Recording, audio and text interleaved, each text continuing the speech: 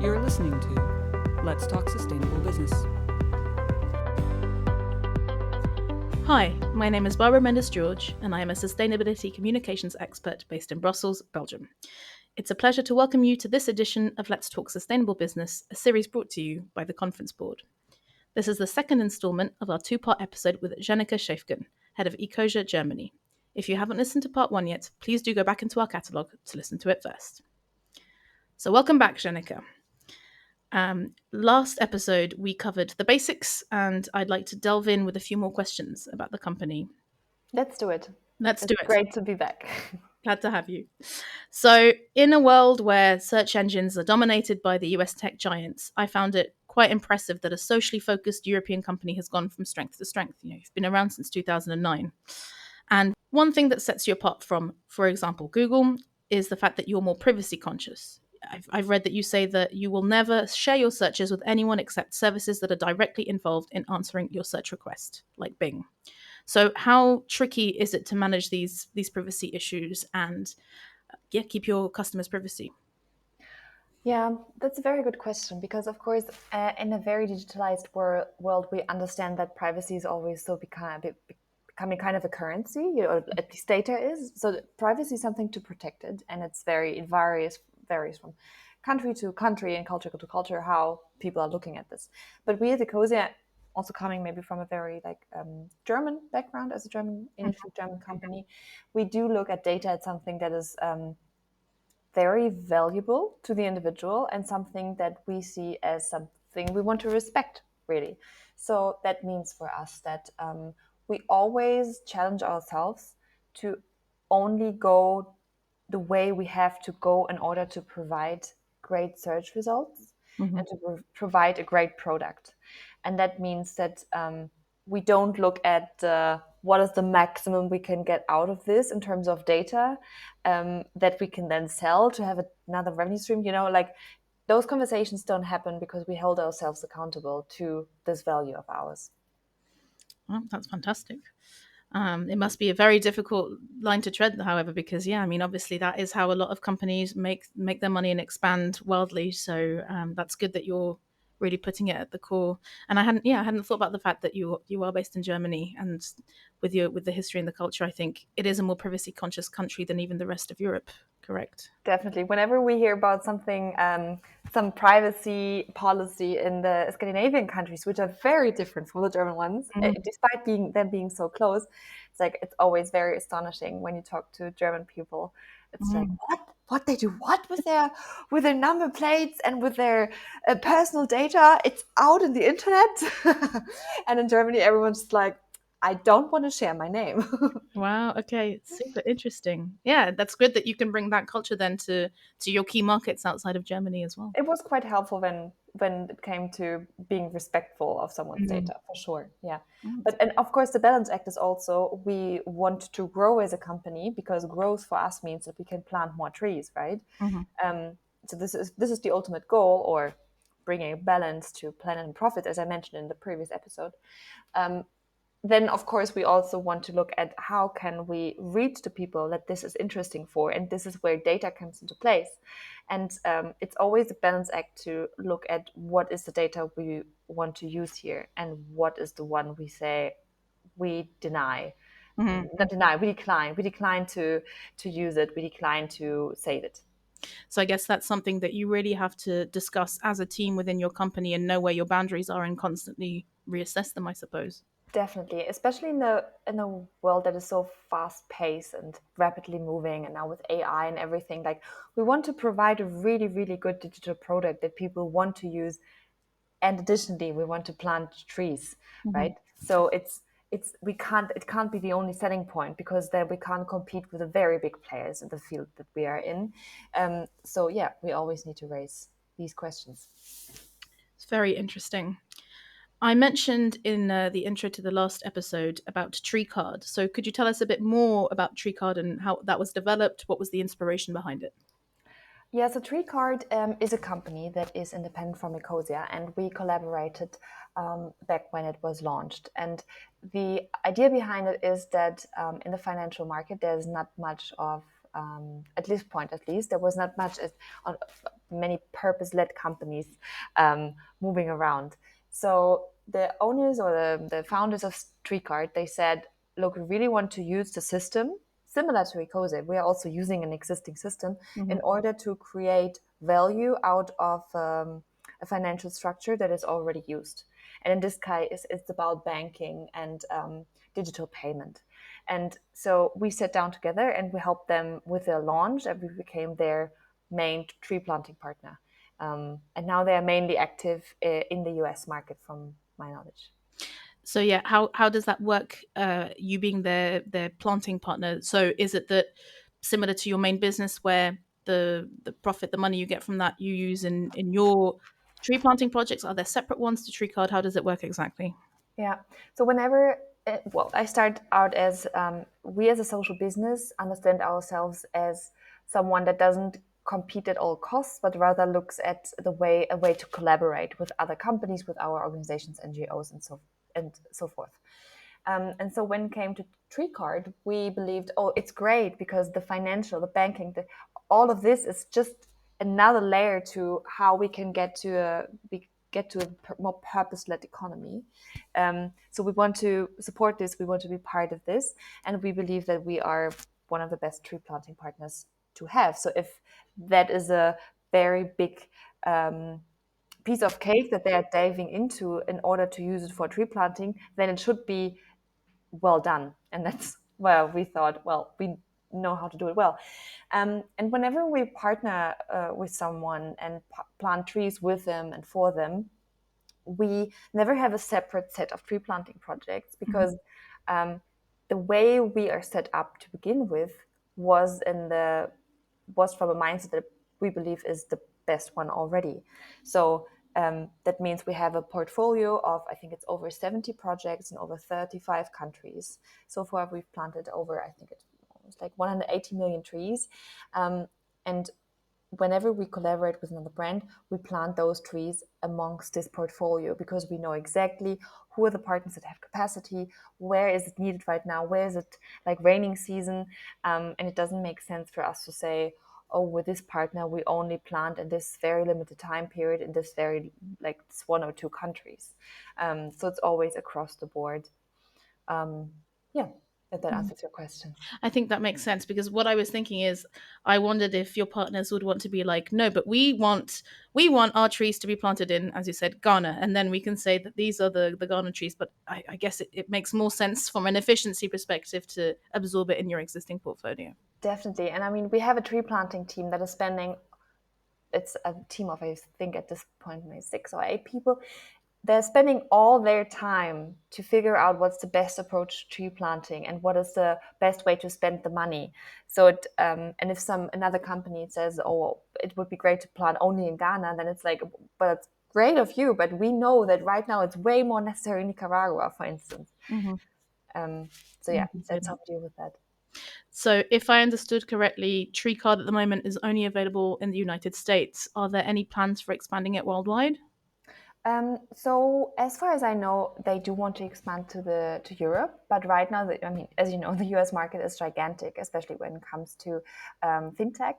So I think that will be their focus point for now. And I'm not exactly sure about the timeline for the European launch and expansion, but I think it's always good to watch their space, because it's a very interesting company to have on the radar. And also something to add, of course, when I say we plant trees amongst our portfolio, just to be clear, we have a very big tree counter on the Ecosia search engine website with the 180 million trees. We've planted way more trees than that, but these are the ones that we've planted thanks to our searches. The ones we planted with partners are the ones that they can claim, but they're not visible. So we don't claim them in a double, it's just once, just to make this clear. Super interesting. I mean, I was initially going to ask you, if you would recommend other companies, other banks getting involved in this kind of initiative, but maybe I can expand the question out more. We talked a bit about carbon offsets and carbon credits that don't work for companies. And I'm thinking, if they partnered with Ecosia, there would be so much more of a guarantee that the tree planting initiatives that they would be involved in would work and be useful. So have you thought about collaborating with other companies, whether on debit cards or other issues? Yes. So there are two sides to the story. The one is that we at some point in the past also provided the service to plant trees with and for a certain type of company, one that would pass our due diligence, which is a very strict one. Um, but the thing is that we don't sell or offer carbon offsets and carbon credits, which led to many companies losing interest because they don't want that much of the budget to be spent on regeneration of ecosystems and biodiversity and like this whole holistic approach if they can't make it visible in their sustainability report to an extent that it actually pays into their climate neutrality. So this is on the one side, and we are not planning to change that because again, we believe that looking at carbon credits alone is just too simplistic of a view.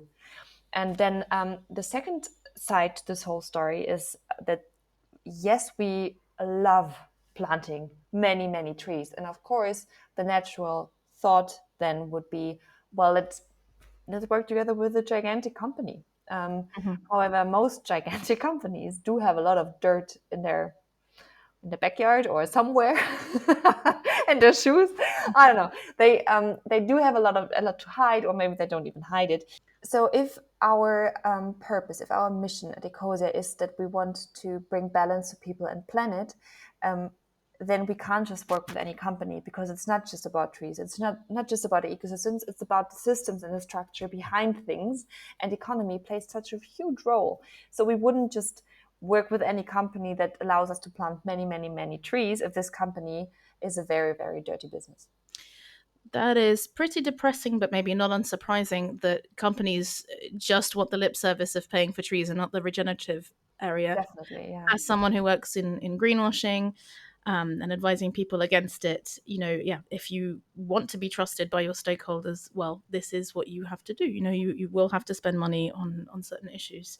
And that's interesting, I guess, on the limits to working with big companies, because again, on a personal level, as someone who works in sustainability, me personally, there are certain clients that I won't work with, certain people that I won't work with, but sometimes it's that balance between, are you helping make a dirty company less dirty? Are you working, with a more sustainability oriented department, and could that help the business model of the entire company become greener? So I guess this is maybe a case by case basis that you have to discuss on who to work Definitely. with. Yeah, it's a balance act Yeah.